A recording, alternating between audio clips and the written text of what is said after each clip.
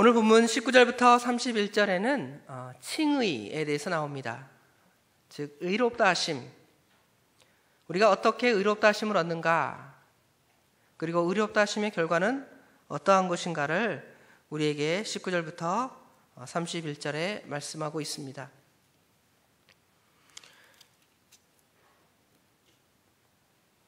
로마서 1장 17절에 보면 복음에는 하나님의 의가 나타나서 믿음에 이르게 하나니 기록된 바 오직 의는 믿음으로 말미암아 살리라 함과 같으니라 그랬습니다. 복음을 우리에게 주셔서 우리가 그것을 믿음으로 친히 의롭다 하심을 얻었다라고 선언한 이후에 1장 18절부터 3장 18절까지는 우리 인간의 죄에 대해서 여러 가지로 낱낱이 지적하며 가르쳐줍니다. 이것은 우리가 하나님 앞에 죄인이며 하나님 앞에 의를 얻을 육체가 하나도 없음을 친히 가르쳐주는 말씀입니다.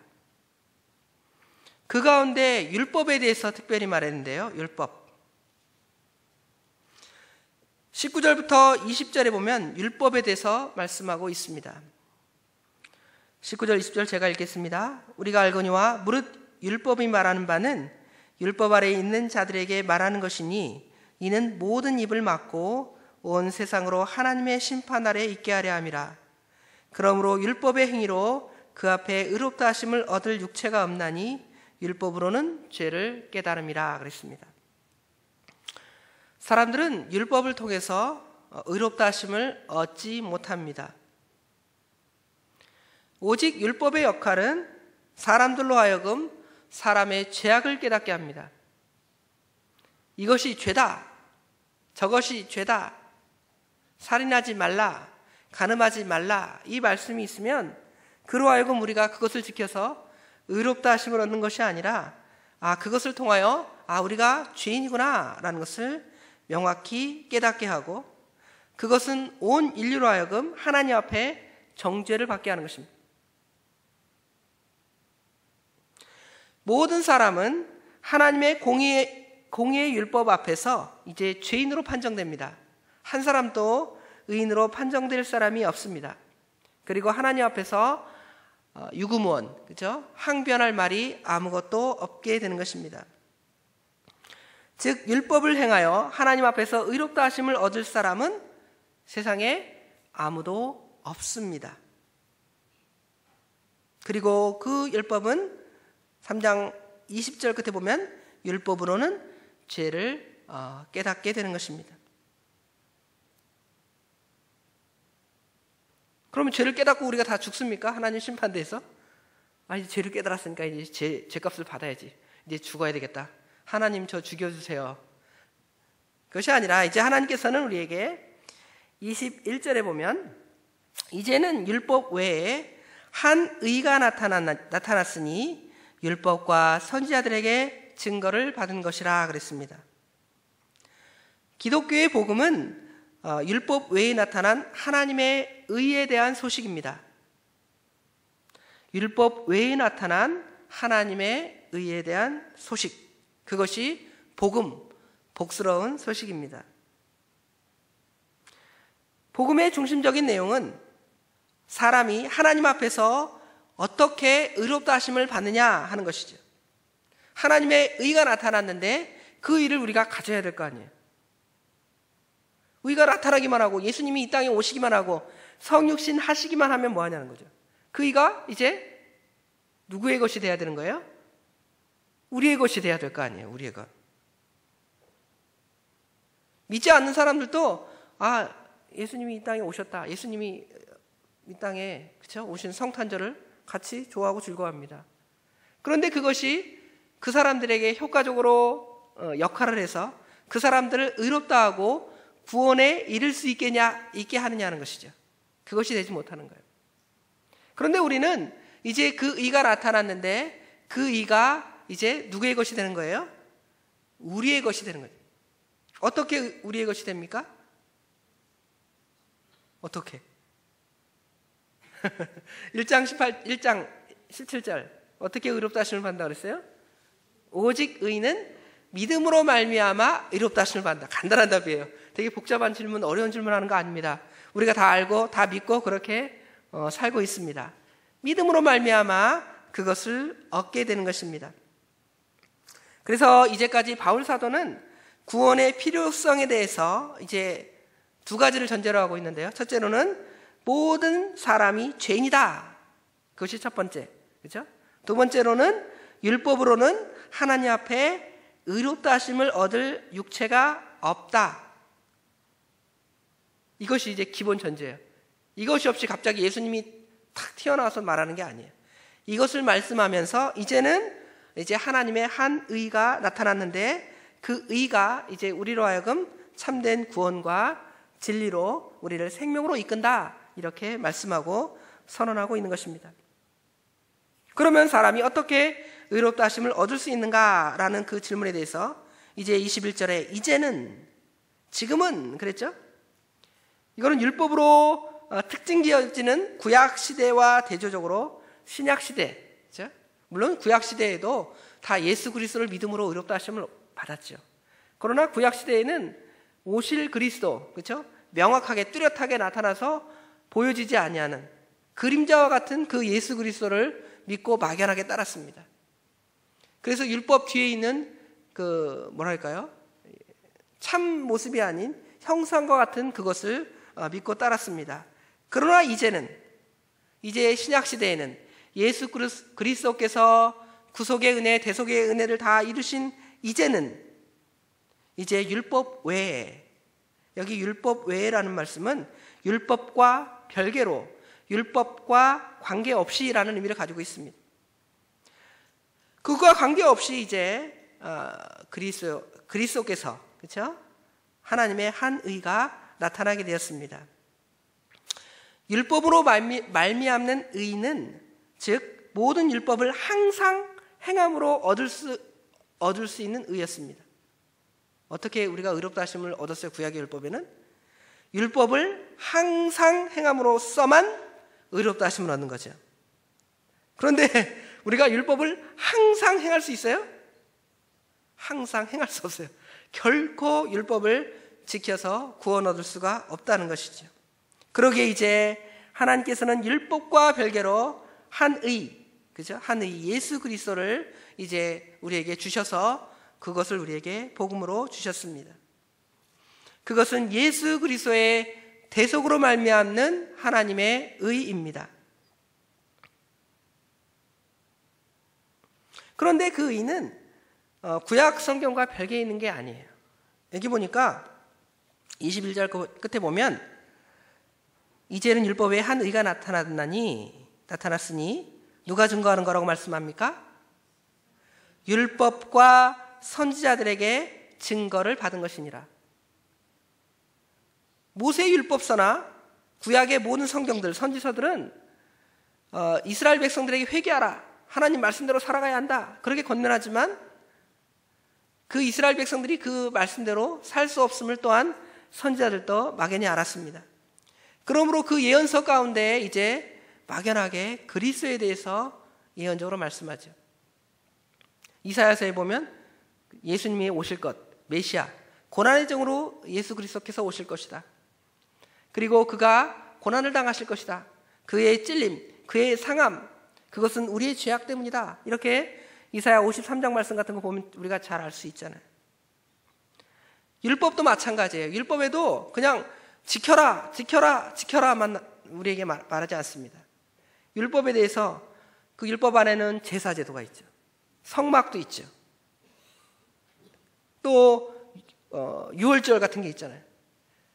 그건 뭐예요? 뭘 상징하랍니까? 결국은 유월절이나 성막이나 제사 제도는 결국은 그것이 완벽하게 퍼펙트하게 그 완전함을 이루지 못하지만 그것은 결국 예수 그리스도 오실 메시아를 상징하는 것이죠. 그래서 계속적으로 반복해서 유월절을 지키고, 그렇죠? 구약 시대에 반복적으로 유월절을 지키죠. 반복적으로 제사를 지냅니다. 또 1년에 한 번씩 성막에 들어갑니다. 그러나 예수님이 오시면 그것을 다 이루시는데 우리가 유월절 지켜요? 유월절 지키지 않습니다. 주님께서 우리를 구속하여 주신 그 부활절 절기로 대치됐잖아요. 우리는 구약의 유월절을 지키지 않습니다. 유월절을 지키는 그 하나님의 교회 같은 이단, 잘못된 겁니다. 또 우리가 하나님께 나아갈 때 성막이 있어서 여기 목사님 강대상 안에는 올라오지 마. 큰일 나. 여기 주일 학생들이 올라와서 놀면 하늘로부터 벼락이 떨어져 죽어. 그러지 않아요. 그죠? 여기서 애들이 막 놀 수도 있습니다. 그러나 예배드리는 우리가 그런 곳이니까 아이들 올라오지 말아라 그러는 것이지 여기에 올라와서 무슨 일이 벌어지는 거 아닙니다. 그렇죠? 성막 마찬가지. 제사도 마찬가지예요. 우리가 매년 하나님 앞에 나와서 제사, 양이나 소 잡아서 제사 드리지 않습니다. 그렇죠? 당당히 하나님께 나와서 우리 죄를 자복하고 하나님께서 우리의 죄를 용서하실 줄 믿고 기도하고 간구하는 것입니다. 하나님, 제가 오늘 하루 동안 배운 말씀을 생각해 볼 때 그 말씀 지키지 못했습니다. 하나님 용서해 주세요. 내일에는 그 다음 날에는 하나님 말씀대로 살게 해 주십시오. 기도하면 하나님께서 다 용서해 주시고, 그래 너가 잘못한 거 알았다니 다음부터 그러지 말아라 하고 하나님께서 그 죄를 다 용서해 주십니다. 구약의 성경은 행하라 이렇게 도덕법을 강조하지만 방금 전에 말씀드렸던 것과 같이 제사나 유월절이나 어린 양이나 성막제도를 통해서 벌써 하나님의 긍휼, 하나님의 자비의 모습들을 보여주신 것이죠. 이제 그 은혜가 중보자 예수 그리스도의 탄생, 성육신과 십자가의 죽으심, 대속, 그것을 통해서 밝히 증거되어서 하나님의 의가 이제 이게 뭐랄까요? 이게 밝게 나타나게 된 거죠. 그래서 우리가 잘 아는 대로 로마서 1장 3절에 보면 그 아들에 관하여 말하면 육신으로는 다윗의 혈통에서 나셨고, 4절에 보면 성계령으로 죽은 자들 가운데서 부활하사 능력으로 하나님의 아들로 어떻게 됐다 그랬습니까? 선포되셨다는 거죠. 선포되셨습니다. 구약 성경은 메시아의 속죄 사역을 인한 칭의를 직접 예언하기도 했습니다. 이사야 53장 11절에 보면 나의 의로운 종이 자기 지식으로 많은 사람을 의롭게 하며 또 그들의 죄악을 친히 담당하리라. 여기 나의 의로운 종이라는 것은 예수 그리스도께서 많은 사람들을 의롭게 하며 의롭다 하심을 얻게 하며 또 그들의 죄악을 친히 담당하신다 그랬습니다. 다니엘서 9장 24절에 내 백성과 내 거룩한 성읍을 위하여 72일을 기한으로 정하였나니 허물이 마치며 죄가 끝나며 죄악이 영속되며, 여기 영속된다라는 말은 계속 된다는 말이 아니라 영원히 속량되며 그런 의미를 가지고 있습니다. 영원한 의가 드러나며 이상과 예언이 응하여 또 지극히 거룩한 자가 기름 부음을 받으리라고 구약 성경에 벌써 예언의 말씀으로 우리에게 하셨습니다. 그러면서 이제 22절 말씀해 보니까 22절 말씀 다 같이 읽어봅시다. 곧 그리스도 예수를 믿음으로 말미암아 모든 믿는 자에게 미치는 하나님의 의인이 차별이 없느니라. 여기 보니까 우리가 하나님의 의를 이제 하나님의 의가 나타났는데 그 의가 우리의 것이 되는 방법을 22절에 곧 예수 그리스도를 믿음으로 말미암아 그랬죠. 하나님의 의는 예수 그리스도를 믿음으로 말미암아서 우리의 것이 되는 것이죠. 우리의 것으로 적용되어지는 것입니다. 율법을 행함으로 얻는 의가 아니고 이제 예수를 얻는 믿음으로 의인이 된 것입니다. 아브라함은 어떻게 의롭다 하심을 얻었어요? 믿음으로 의롭다 하심을 얻었어요. 율법을 지켜서 의롭다 하심을 받지 않았습니다. 아브라함의 시대에 율법이 있었을까요? 없었을까요? 없었습니다. 율법이 등장하는 것은 모세 시대입니다. 아브라함보다 한 400-500년 지나서 그렇죠? 그 일이 되어지게 된 것이죠. 마찬가지로 아담도 그렇죠? 그다음에 아담의 아들 아벨, 셋, 노아, 그렇죠? 구약 시대의 모든 사람들 다 믿음으로 말미암아 의롭다 하심을 얻었습니다. 그런데 여기 보니까 모든 믿는 자에게 미치는, 그렇죠? 모든 믿는 자에게 미치는 하나님의 의라고 그랬습니다. 신약 시대의 의, 그렇죠? 물론 구약 시대의 의와 다 연결이 되겠죠. 신약 시대의 의는 예수님을 믿는 자들은 누구나 받을 수 있는 의입니다. 본인 스스로 그걸 거부하는 것이지 하나님께서 그 의를 다 선포하셨다는 것이죠.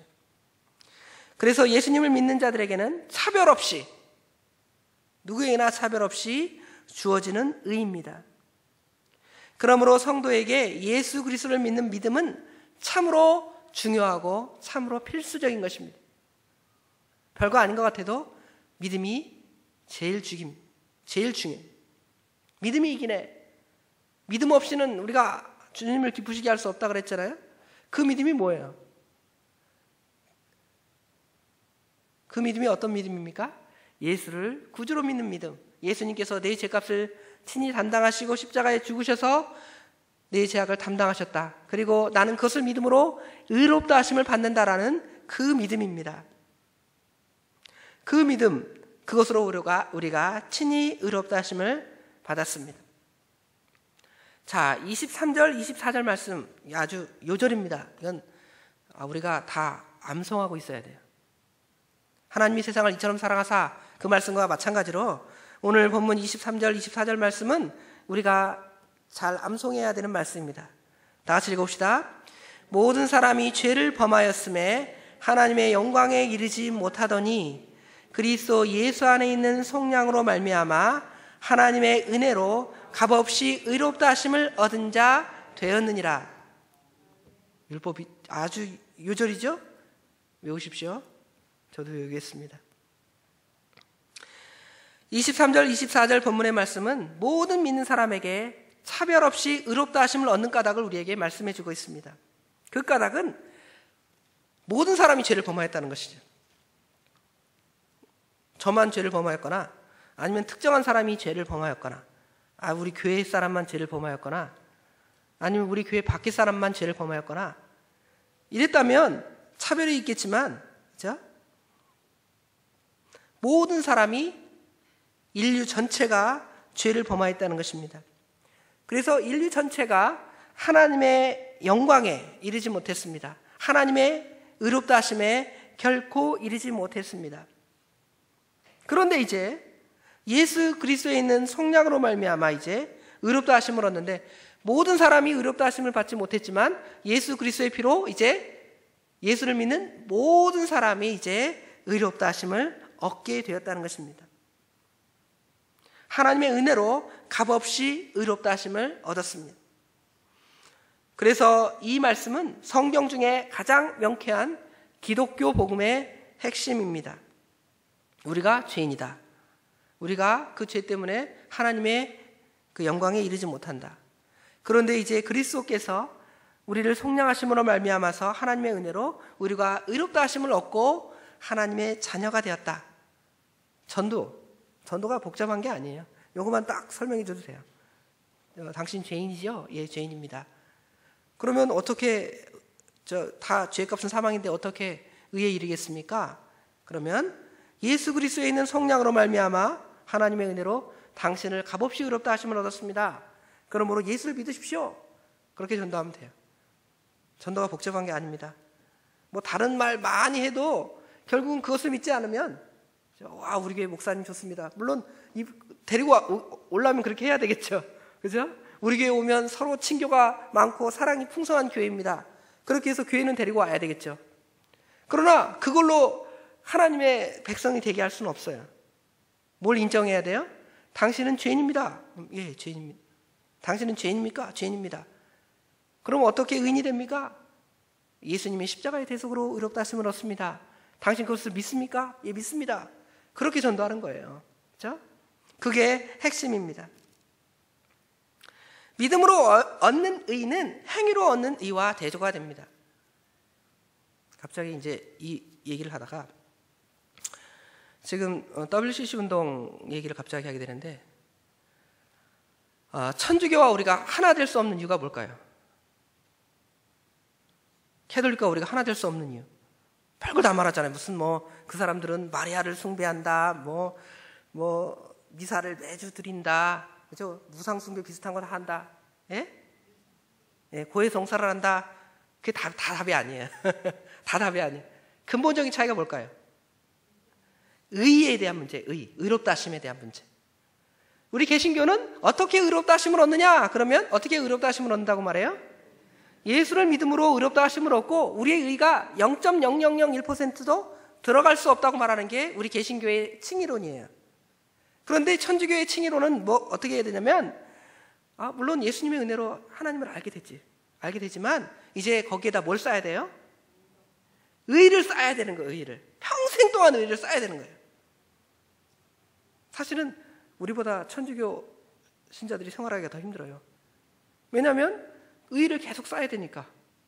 우리는 예수님의 의를 받았으니까 나는 의인입니다 하고 하나님 앞에 단단히 서서 하나님 말씀 순종해 살아가니까 얼마나 편해요. 힘들지 않습니다.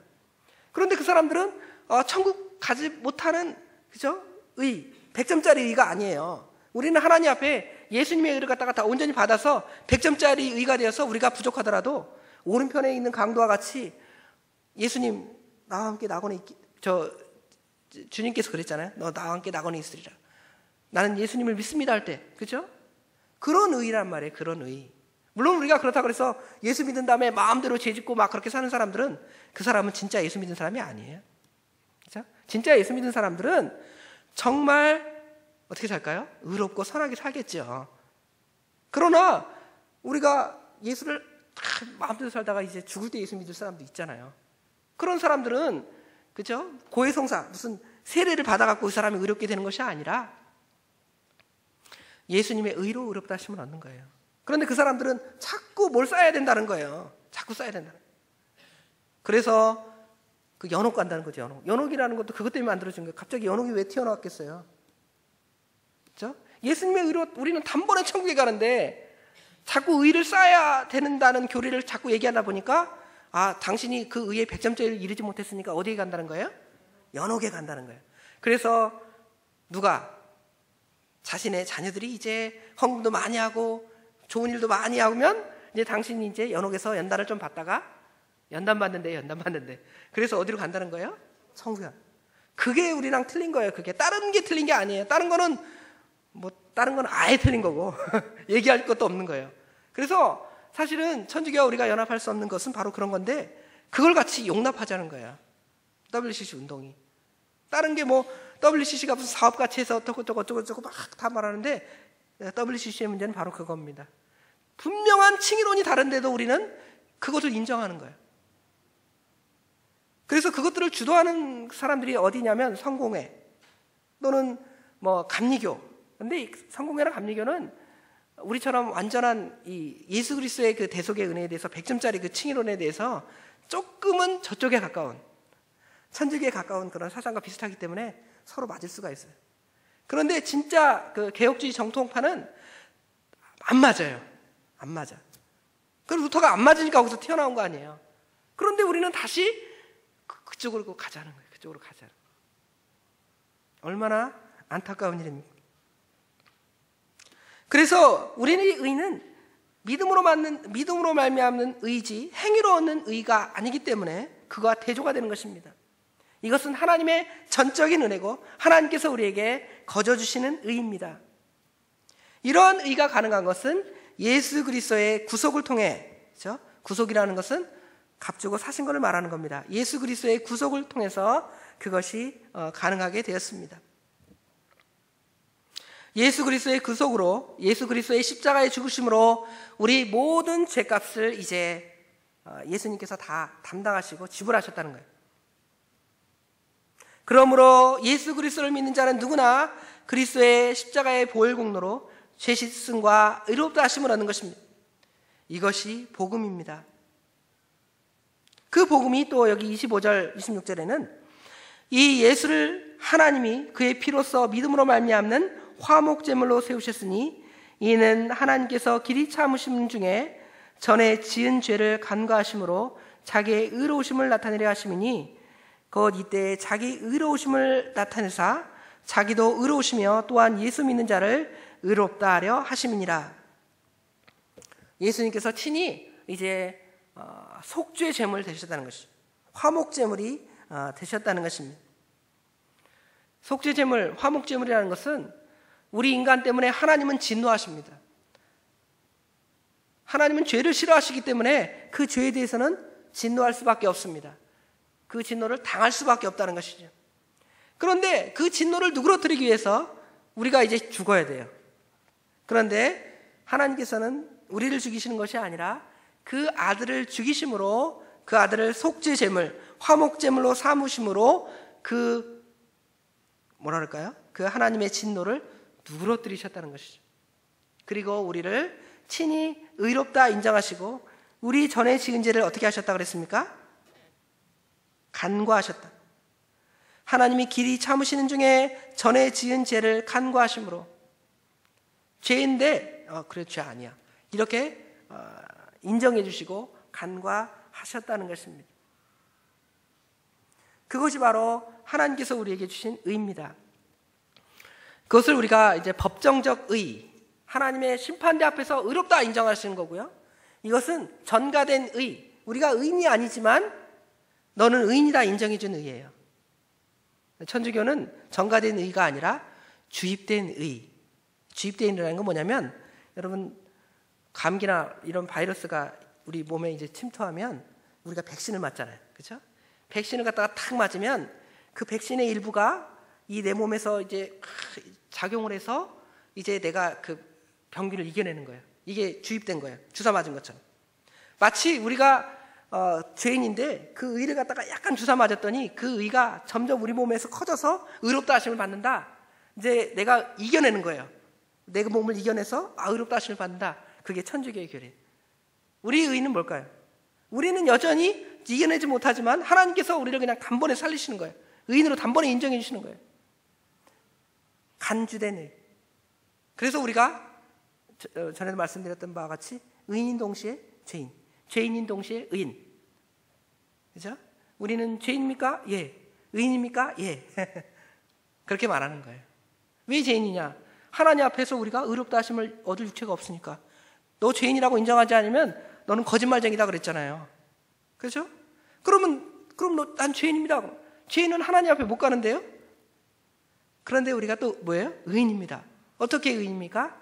예수님께서 십자가에 죽으심으로 우리를 의롭다 인정해 주셨기 때문에 그 간주된 의로 우리가 하나님 앞에, 하나님의 심판대 앞에 당당히 떳떳이 설 수 있습니다.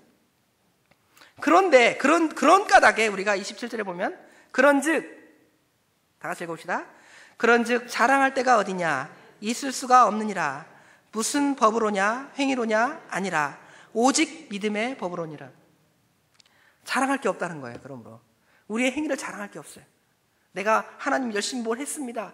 하나님 앞에 자랑할 것이 되지 못합니다. 내가 새벽기도 열심히 했습니다. 철학기도 했습니다.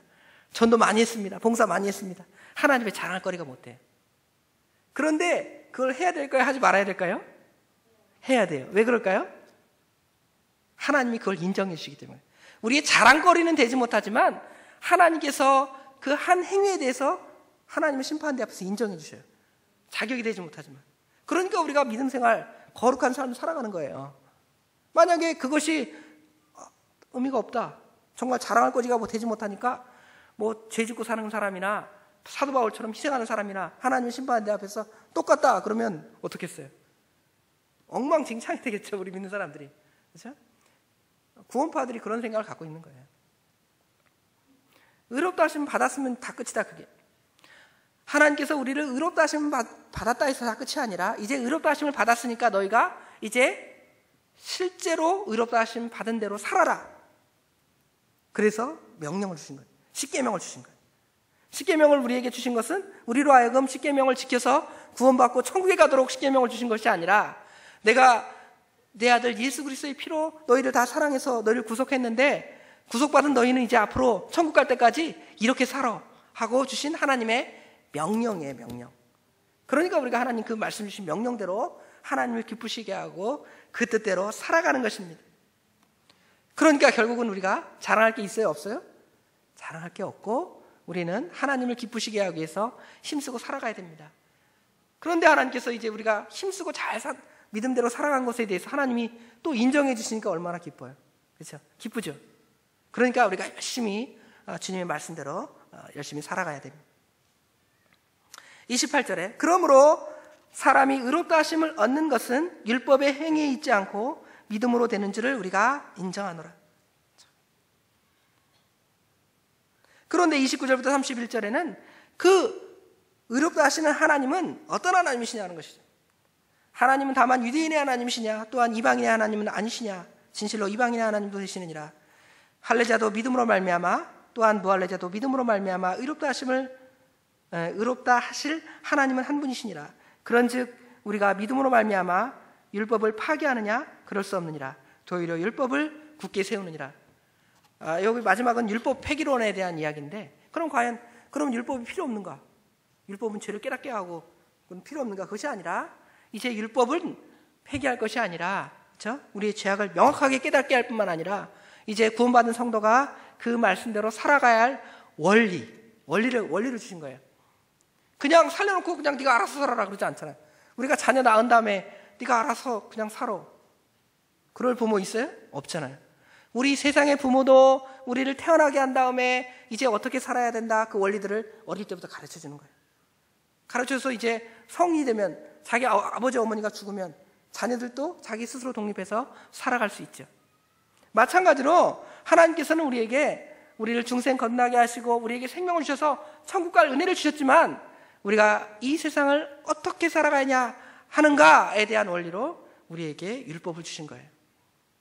그래서 우리가 그 율법의 말씀대로, 율법이라는 것이 아까 말한 대로 무슨 폐하해준 율법을 말하는 게 아니에요. 무슨 구약의 무슨 장막제도나, 그죠? 무슨 절기나 뭐 이런 것들을 말하는 것이 아니라 그 도덕법, 그렇죠? 십계명과 같은 그러한 법들은 우리에게 어떻게 살아가야 할 것인가를 분명히 가르쳐주고 우리는 그 뜻대로 살아가야 됩니다. 이것이 바로 하나님을 기쁘시게 하는 것입니다. 오늘 우리가 어떻게 의롭다 하심을 얻었는가? 우리가 예수 그리스도를 믿음으로 의롭다 하심을 받는다. 근데 그 의롭다 하심이 우리의 자랑거리가 되지 못하고 오직 예수님만 자랑해야 된다. 그러나 우리가 그 율법의 말씀을 따라서 하나님을 기쁘시게 하는 삶을 살아야 한다. 율법은 우리를 구원하게 하는 것이 아니지만 율법을 통해 우리가 죄를 깨닫게 하고 또 우리 믿는 성도의 생활 원리로 우리에게 분명히 도덕법, 율법을 우리에게 또 주셨으므로 우리가 그 말씀을 순종해 살아가서 하나님께서 우리에게 주시는 모든 은혜와 복을 받는 저희들이 다 되어야 되겠습니다. 기도하겠습니다.